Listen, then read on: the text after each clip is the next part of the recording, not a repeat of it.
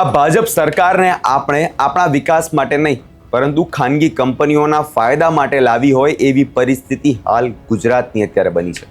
એક બાજુ ખેડૂતો સતત વિરોધ કરી રહ્યા છે પોતાની જમીન બચાવવા માટે, અને તેવામાં હવે જે મીઠું પકાવતા અગરિયાઓ છે તે જમીન પર હવે ખાનગી કંપનીઓની નજર બગડી છે અને વિરોધ કરવા હવે અગરિયાઓ મેદાને ઉતર્યા છે।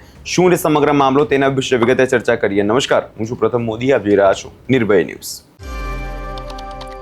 સુરેન્દ્રનગરના ખારાગોટા રણની જ્યાં સફેદ રણની ચમક નીચે કાળી વાસ્તવિકતા છુપાયેલી છે।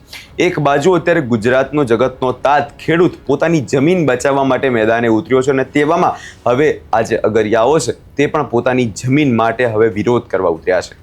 અગરિયાઓ જે પેઢીઓ વર્ષોથી પડસેવો પાડીને દેશનું મીઠું પૂરું પાડે છે, આજે એ જ અગરિયાઓ પોતાના જ અસ્તિત્વને બચાવવા માટે રણના તડકામાં રસ્તા પર ઉતરવા મજબૂર બન્યા છે। પ્રશ્ન એ છે કે જે રણ પર અગરિયાઓનો પહેલો હક હતો, આજે એ જ ખાનગી કંપનીઓને કબજો કેવી રીતે મળી ગયો? શું સરકાર અગરિયાઓના પેટે પાટું મારીને હવે કંપનીઓને રણ વેચવા નીકળી છે?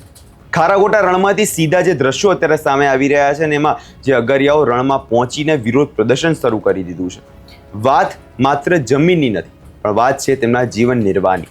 વર્ષોથી જે જમીન પર જે લોકો કુદરતી રીતે મીઠું પકવતા આવ્યા છે, ત્યાં અચાનક સરકાર ખાનગી સોલ્ટ કંપનીઓને આ જમીન ભાડે પેટે આપી દે છે, અને આ નિર્ણય માત્ર કાગળ પરનો આદેશ નથી, પરંતુ જે હજારો અગરિયાઓ છે તેમના પરિવારને મોઢામાંથી રોટલો છીનવી લેવાની આખી આ સાજિશ છે। જ્યારે મોટી કંપનીઓ ત્યાં આવશે, ત્યાં મશીનરી લાવશે, અને મશીનરી સામે આ ગરીબ અગરિયાઓ ક્યાં જશે? સૌ પહેલા સાંભળી લઈએ કોંગ્રેસ નેતા નૌશાદ સોલંકીનું શું કહેવું છે।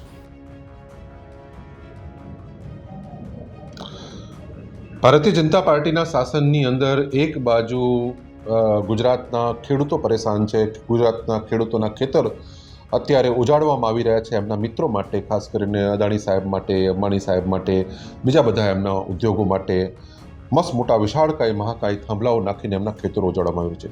બીજી તરફ હવે આ લોકોની નજર એ કચ્છના નાના રણ આપણું જે છે એની અંદર પડી છે, LRKની અંદર, જે ખારાગોટા અને આસપાસનો આખો સમગ્ર વિસ્તાર છે અમારા દસાડા તાલુકાની અંદર। આ દસાડા તાલુકાની અંદર જે ખારાગોટા ગામ છે ત્યાં હિન્દુસ્તાન સોલ્ટ, જે ભારત સરકારનું એક ઉપક્રમ છે, જે વર્ષોથી ત્યાં આઝાદી પહેલાંથી ત્યાં સ્થપાયેલું છે, અને છેલ્લા ઘણા વર્ષોથી આ એકમ એ એમને પડ્યું છે। હવે એની નજર માનનીય મોદી સાહેબના મિત્રોની પડી લાગે છે એવું લાગી રહ્યું છે, કારણ કે હાલ ત્યાં આ આખું એકમ છે જે હિન્દુસ્તાન સોલ્ટ, અને એની 5000 એકરની જગ્યા આ બધું જ કોન્ટ્રાક્ટ ઉપર આપી દેવામાં આવ્યું છે। ગાંધીધામની એક કંપની છે પદ્મનાભ બાયોકેમ કરીને, પદ્મનાભ બ્રોકેમ કરીને એક કંપની છે, લગભગ એના માલિક કોઈ IHG ગ્રુપ છે, એને આખું આ 5000 એકર જમીન અને આખો હિન્દુસ્તાન સોલ્ટનો પ્લાન્ટ એ કોન્ટ્રાક્ટ ઉપર આપી દેવામાં આવ્યો છે 58 મહિનાના, એટલે કે લગભગ ઓલમોસ્ટ 5 વર્ષ માટે। 5 વર્ષ માટે આખે બધી જમીન આપી દેવામાં આવી છે, અને એ પણ માત્ર જે કાંઈ એ લોકો પ્રોડક્શન કરશે એ પ્રોડક્શનના માત્ર 3.25% કમિશન લઈ અને આ બધું જ કોકના ચરણોમાં ધરી દેવામાં આવ્યું છે। અને એના કારણે જે ખારાગોટા રણ વિસ્તારની અંદર જે સદીઓથી અગરિયાઓ જે કામ કરી રહ્યા છે એ અગરિયાઓને જવા આવવાનો રસ્તો પણ બંધ થઈ જાય છે, અને ચારે બાજુથી અગરિયાઓને ભીસમાં લઈ અને એમના પ્રોડક્શન ઉપર, એમનું જે અત્યારે એ લોકો જે પોતાની રોજીરોટી કમાઈ રહ્યા છે એના ઉપર તરાપ મારવામાં આવી છે। આમ તો જ્યારથી 14મી વિધાનસભામાં હતો ત્યાં સુધી તો આમનું રક્ષણ કરવામાં મેં કોઈ કસર છોડી નથી, પરંતુ આ 15મી વિધાનસભાથી આ લોકોની કઠણાઈ ચાલુ થઈ છે, અને દરેક સિઝનની અંદર આ લોકોને ભારતીય જનતા પાર્ટીના આગેવાનો પાસે હાથ પગ જોડવા જવું પડે છે। અને આજે પણ સેંકડોની સંખ્યાની અંદર અગરિયાઓ, આગેવાનો બધા રણની અંદર એ આ પ્રાઇવેટ કંપનીનું કામ બંધ કરવા માટે મથી રહ્યા છે, આંદોલન કરી રહ્યા છે।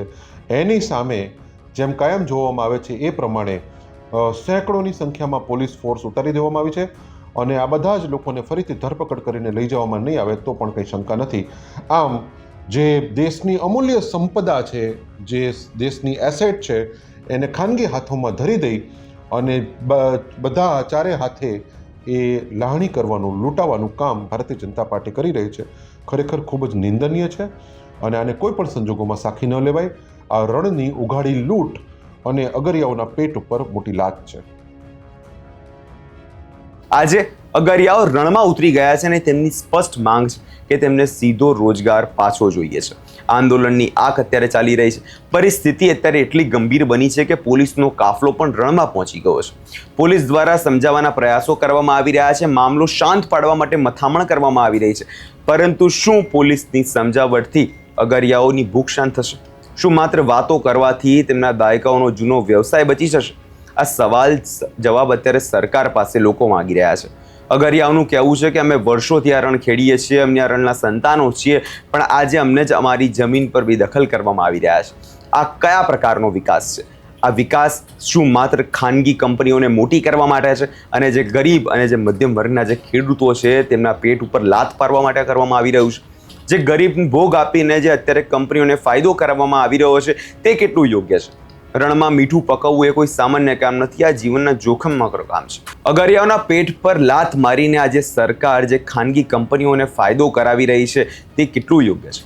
જે સમયે જ્યારે સરકારને મતો જોઈતા હોય છે ત્યારે સરકાર આ જ લોકો પાસે જઈને આ સરકારના નેતાઓ આજીજી કરતા હોય છે કે અમને મત આપજો, અમે તમારો વિકાસ કરીશું. પરંતુ એકવાર જ્યારે તમે ચૂંટાઈને આવી જાઓ છો ત્યારે આ તમારા શબ્દો અને આ જે તમારા વચનો છે એ ક્યાં ગાયબ થઈ જાય છે?